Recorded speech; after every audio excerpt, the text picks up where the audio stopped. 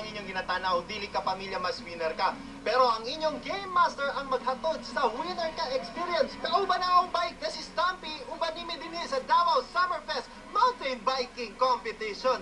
Andam naman ka mo. Tara, magsuroy ta. Stampy, let's go. Kaya ko yan? Ako hindi ko kaya. Gusto ba? Okay lang. Takbo.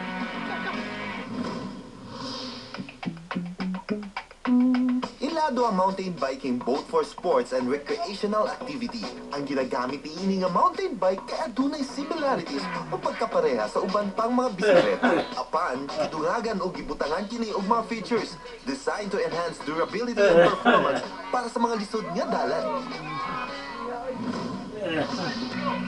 Bisan nasa, pwede kayo mag-mountain biking. Apan kasagaran sa mga mountain bikers, mas gusto nila sa mga off-road trails. Sama ani. Sa ikaduhang tuig sa Davao Summer Festival, kauban ng Bold Mountain Bike Club Davao, gipahigayon ng isa sa mga highlights ng sport, ang Davao Summer Games National Mountain Bike Challenge. Ubay-ubay ang mga biking enthusiast sa Pilipinas. Ug dinhi nahatagan sila og higayon nga masulayan ang ilang kahana sa sport ug mapakita ang ilang skills. Excited kay ta nga nahimong national event ato ang Davao National Open Mountain Bike Challenge. Karon nakita nato daghan og mga participants gikan sa lain-laing lugar sa Pilipinas. Mao na ang aim sa Davao Summerfest to make it as a vehicle for sports tourism. Ato ang goal nga i-promote yun ang Davao as a summer destination for sports na itabo ginakaron. Kung naaman tayo dapat na pangusgan mo kining sports tourism, capitalizing on our advantage sa ato ang outdoor sports.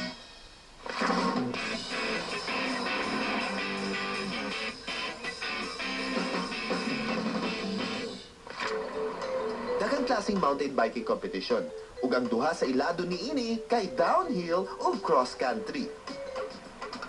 Downhill biking kung DH ang ginatawag nga pinaka-extreme tungod sa kalisod o ka-challenging sa sport. Maunga dunay special nga bikes nga pag downhill. Ibutangan na mo sigsag na agianan o mga 7 ka jumps o 3 ka drop.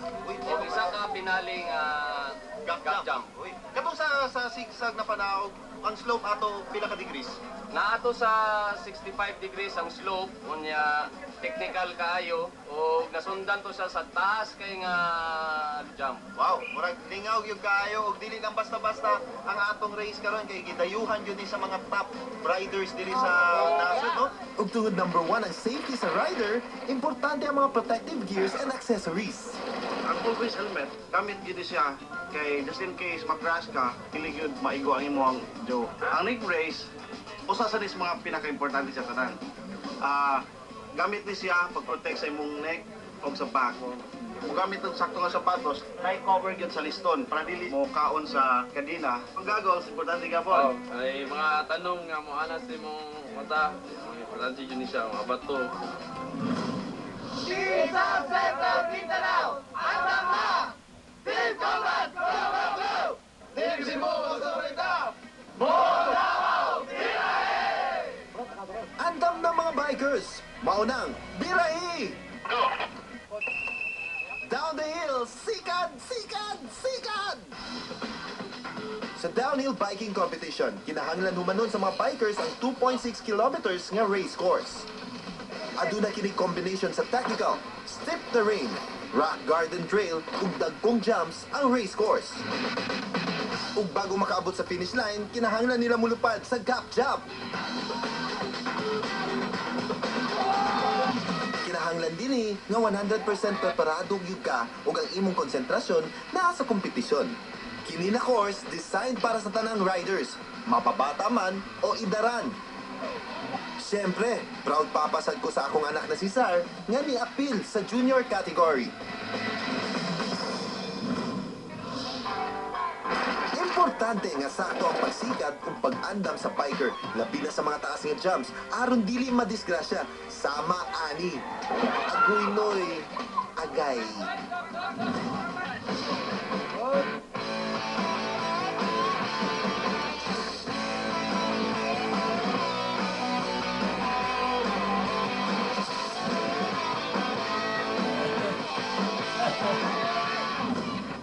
Ang mga champion, juniors category, Jimboy Limboran, Veterans category, Vincent Marasigan. Masters category, Dave Onlay. Executive category, Joshua Garcia Sr. Expert category, Christian Apostol. Open Elite category, J.R. Barba. Dungag pa nga kompetisyon ang cross-country biking. Dini, masulayan ang kaligon sa mga bikers sa 33 kilometers nga race course gikan sa Maa. Ang cross-country race mo ni siyang isa ka lumba nga ginagamit ng mountain bike na nagaagi ta sa mga dalan o mga barangay roads o mga trails. Ang pasabot sa trail ka ng mga single track na mga dalan na nipis lang, magian sa mga tao. And then, nani siya yung mga uphill portions, downhill portions o mga rough road.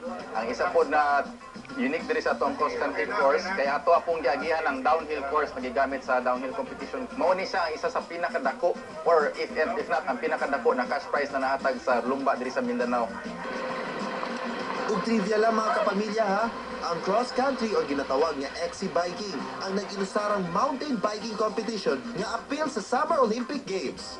Nalingaw ko na kapoy, pula ko lisod, kapoy ko kay dagan, narisuran ko sa subida, ug bahada. Lisod man ko kayo, dagang mo kay batagod. Dahil pa ko sa akong pagdaog na champion.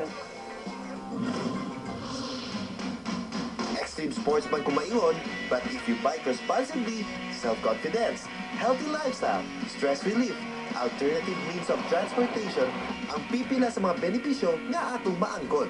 Ug makatabang pagyud ka sa kinaiyahan tungod eco-friendly subkini.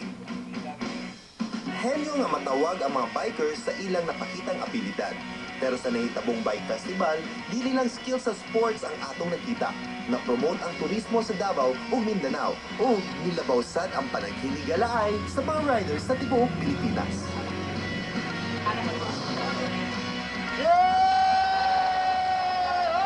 Hop!